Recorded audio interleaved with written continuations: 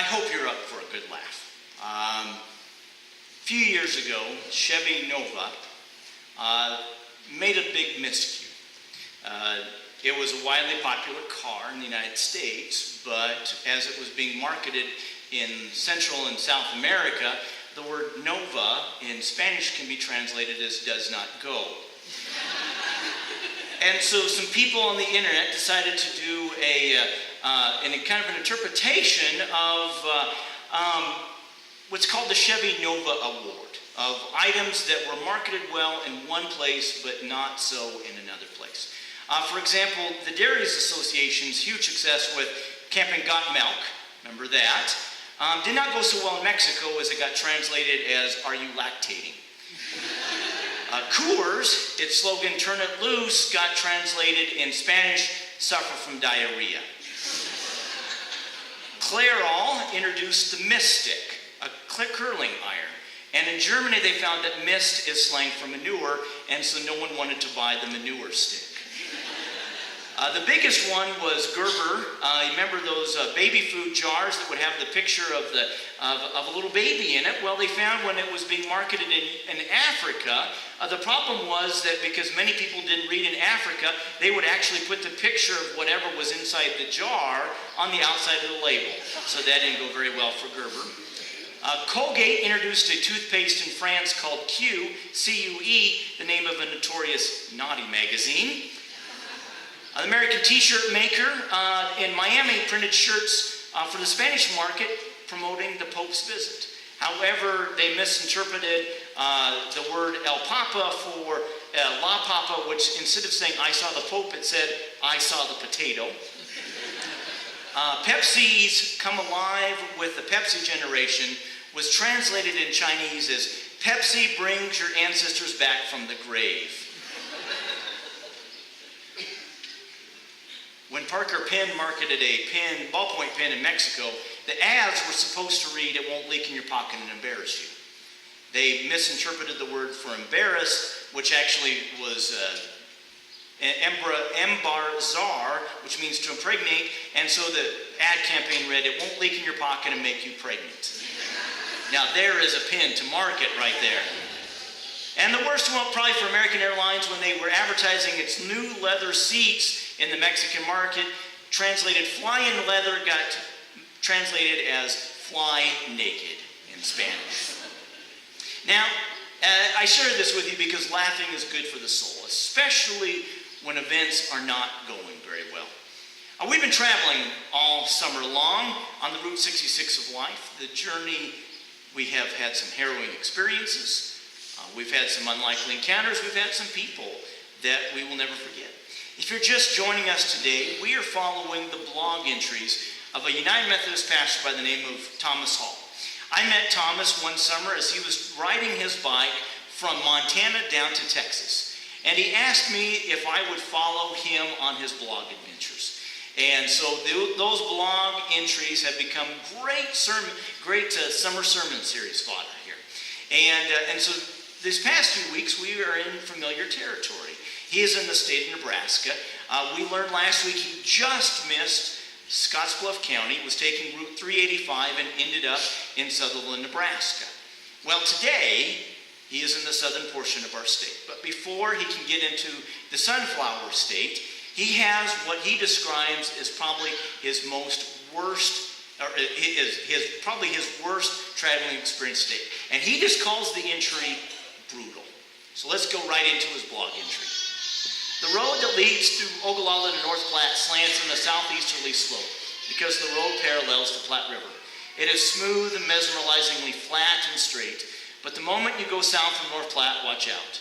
Oh, Route 83 going down to McCook is hilly, said the guy performing a mini tune-up on my bike back in North Platte. They even have an extra passing lane as you go up the hill. It's so steep and long. I nodded, but had no idea about the magnitude of the ordeal I was about to undertake. So at 5:30 a.m., I left North Platte and headed south on Route 83 and into the worst day of biking in my long biking career. Normally, the winds are non-existent in the early hours, but as I pushed out to the shoulder, I could hardly pedal beyond fourth gear. The winds were coming up from the south, and I was going south from the north. So wind and I collided and crashed into one another all day long. The wind so blocked my forward progress that it would keep me pedaling for 11 hours. The road between North Platte and McCook is one long up and down roller coaster. With 35-mile-an-hour winds in my face mile after long mile, I had to notch down to first gear for the entirety of each climb.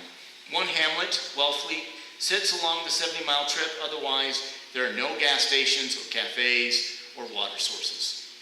About 1 p.m., the ambient air reached 100 degrees, but not the thermals on the road.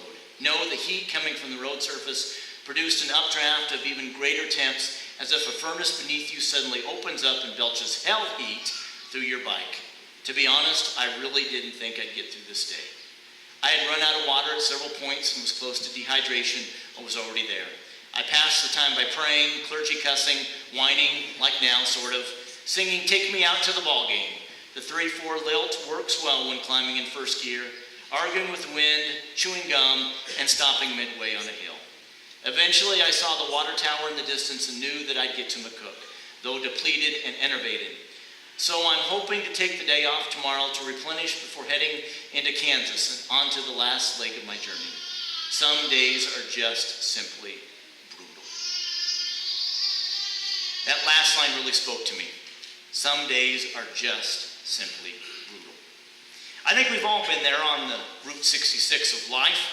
We feel like we're stuck in a job with no room for advancement. We look over at our spouse and we realize that the romance that was there during the dating years is gone. We do a spot check in our new home and we look around and realize it hasn't been updated in years. Our relationships with our kids have seen better days. We open our statement of our retirement and we realize, boy, we're going to be working at McDonald's for a long time. Our dishes are piling up, the bills are never ending, arthritis pain is getting worse with every storm. It's just one grinding thing after another. There's no end in sight. Yes, life can be brutal sometimes. There's a story about a man who was injured on the job, and so he filed an insurance claim.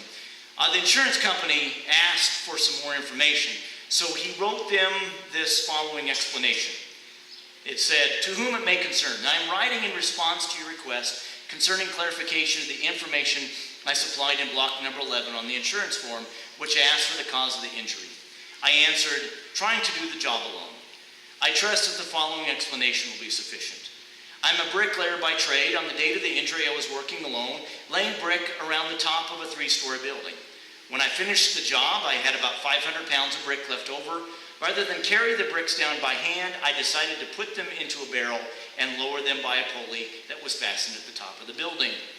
I secured the end of the rope at ground level, went back up to the top of the building, loaded the bricks into the barrel, and pushed it over the side. I then went back down to the ground and untied the rope, holding it securely to ensure the slow descent of the barrel. As you will note in block number 6 of the insurance form, I weigh 145 pounds. At the shock of being jerked off the ground so swiftly by the 500 pounds of brick in the barrel, I lost my presence of mind and forgot to let go of the rope. Between the 2nd and 3rd floors, I met the barrel. This accounts for the bruises and lacerations on my upper body. Fortunately, I retained enough presence of mind to maintain my tight hold on the rope and proceeded rapidly up the side of the building, not stopping until my hand was jammed in the pulley. This accounts for my broken thumb. See block number 4. Despite the pain, I continued to hold tightly to the rope. Unfortunately, at approximately the same time, the barrel hit the ground and the bottom fell out of the barrel. Devoid of the weight of the bricks, the barrel now weighed about 50 pounds. I again refer you to block number 6, where my weight is listed. I began a rapid descent. In the vicinity of the 2nd floor, I met the barrel coming up. This explains the injury to my legs and lower body. Slowed only slightly, I continued my descent, landing on top of the bricks. Fortunately, my back was only sprained. I am sorry to report, however, that at this point I again lost my presence of mind and let go of the rope.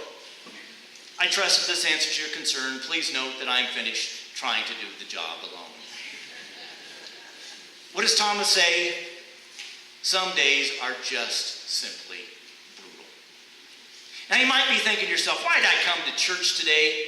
If I wanted to hear how tough life was, I would have stayed home. I would have watched the news. I would have listened to my grouchy coworkers. I would have opened my bank statements. I would have looked at my summer projects that are undone.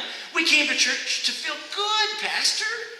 Not to be reminded how difficult life is. Now, if I did that, and talked about how great life was every second, and mentioned that life was good all the time, that there are no worries about anything, I might lose some credibility. People would begin to talk, that pastor doesn't know what he's talking about. He didn't learn anything outside of the pulpit. He doesn't understand our struggles, our pains, our suffering. Now, I'll admit, the journey is full of some mountaintop experiences, some life-changing events, some moments that just take your breath away. But then there are times when life is simply brutal. Not only are we following the journey of Thomas Hall, but this summer we're also following the journey of the early church.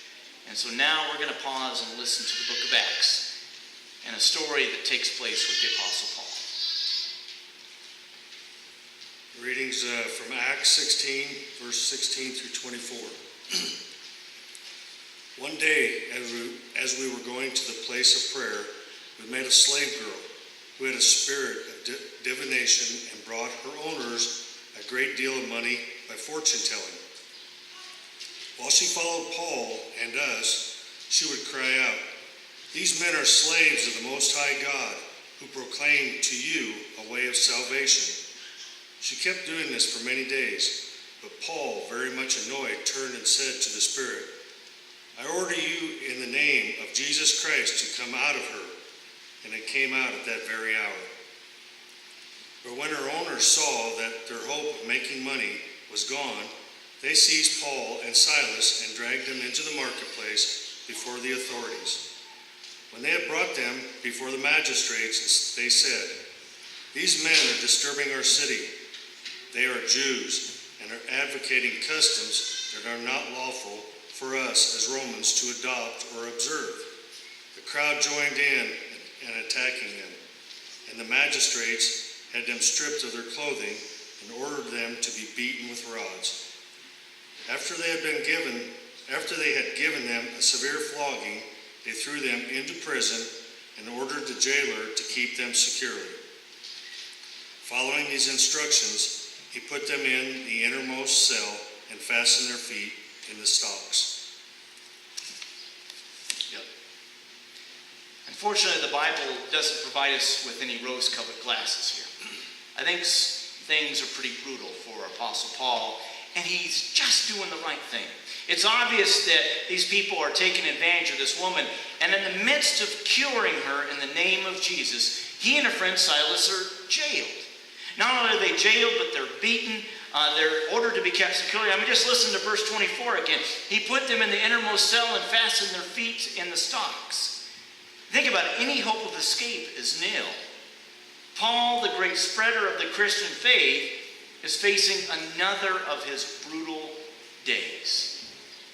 In one of the Peanut cartoons, on one occasion, Lucy puts her hands on her hips and she says, "You, Charlie Brown, are a foul ball in the line drive of life. You're in the shadow of your own goalposts. You are 3 putts on the 18th green. You are a 7-10 split on the 10th frame. You have dropped a rod and reel in the lake of life. You are a missed free throw, a shank 9-iron, and a called third strike. Do you understand? Have I made myself clear?" And what does Charlie Brown say? Ugh. Now, I'll be honest with you. I've always had a little trouble reading Peanuts, especially Charlie Brown. I mean, does it bother anyone that he can't seem to learn from that failed football trick? How many times is he going to trust Lucy, who pulls the ball out every single time? When's he going to give up and just say no and mean it? And in that, I think we have our lesson. He never gives up. Charlie Brown's life is brutal. The journey for Thomas's trip to McCook is like that. He never gives up, even when it gets ugly. And Thomas eventually sees the water tower. He knew at least for this day that his journey would be over. And Paul, sitting there in jail, never gave up. All we need to do is read the rest of the book of Acts, and we know that he gets out. We know that he continues to do great ministry. And in that is the lesson for us. There are going to be moments that it's going to be the climb of our life. And then there are going to be times when we wonder, will we ever make it to McCook? And events that we just described as brutal. There's a story about a cork that was floating in the ocean. And it was pretty lonely, or you might think of it as kind of serene. And so a whale came along and decided to have some fun with the cork. And so took his tail and just dropped that cork all the way down to the bottom of the water. But then, as happened, the cork came back up. The whale couldn't believe it. And so the whale thought, okay, I'm going to throw all my weight on it. And he jumped into the air with his complete body and knocked that cork all the way down to the bottom of the water. Sure enough, the cork came back up. By now, some other whales came around. Boy, they were having fun. They would take their tails and knock that cork down and body slam that cork in it. But for whatever reason, it just continued to pop back up. And finally, after so many times of getting knocked down to the bottom of the ocean, the cork comes up and says, I'm just not made of the stuff that sinks. Maybe you're feeling like this cork right now. You're middle of the ocean, you're thinking it's lonely, and everything is just coming at you. Figurative whales, your job's going nowhere. Farm prices are not going up, but surely the costs are. You got more aches and pains that won't go away. The summer's almost over. You're feeling like this cork. Everything, every turn, there's a flip of the tail. Every time you open another bill, every moment of rejection, every fight with your loved one.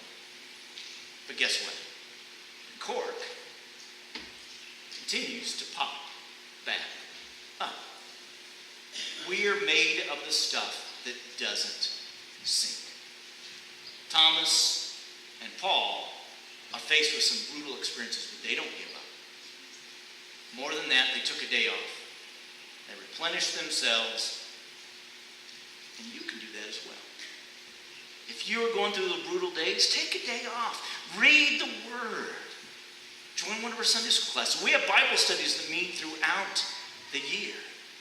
And realize that you can't take the next leg of your journey unless you recharge your spirit. Because when that happens, you'll be able to get through whatever the Route 66 of life will throw at you. There's a story, one of my favorites, about a sorcerer that fell in disfavor with the king and was ordered to put to death. On the day of his execution, he told the king that if he let him live for just 1 year, that the king would become famous. Well, this got the ear of the king. And so the king began to listen, and the sorcerer said, if you keep me alive for 1 year, I will make sure that your horse can talk. And with that, you will be famous all throughout the year. And then the sorcerer looked at the king and says, okay, but after 1 year and the horse cannot talk, it's okay, you can kill me, I won't object. The king's thinking to himself, what do I have to lose? So he throws the sorcerer into the dungeon, keeps him in there. Well, after a few days, a duke, a friend of the sorcerer, sneaks into the dungeon and says to the sorcerer, you are a fool. I know and you know that you don't have the power to make that king's horse talk. You have no hope of success at all. You will surely die. And the sorcerer says, yes, but a lot of things can happen in a year. The king may die, or I may die. Or I may make that horse talk. You never know. But I have 1 more year. Don't give up. The journey right now might be brutal, but the water tower is in sight. Be the cork. And remember that we are not made of the stuff that sinks. Anything can happen in the year to come. Amen. Our ushers are going to be coming down the aisle, and I'm going to ask them to wait upon us as we give back to God.